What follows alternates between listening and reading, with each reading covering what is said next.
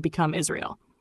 The story is not just about numbers, it's about the impact on the Palestinian people and their homeland, a story of loss and resistance that continues today. UN partition and the Declaration of Israel. The final stage of this transformation came after World War II. The United Nations proposed a partition plan on November 29, 1947, dividing Palestine into separate Jewish and Arab states. While Jewish leaders accepted the plan, Palestinians and surrounding Arab nations rejected it, seeing it as unjust and illegitimate. On May 14, 1948, the State of Israel was declared, formalizing the Zionist vision. This declaration marked the political takeover of Palestine, resulting in the Nakba, or catastrophe, in which hundreds of thousands of Palestinians were displaced, forced to flee their homes, and became refugees.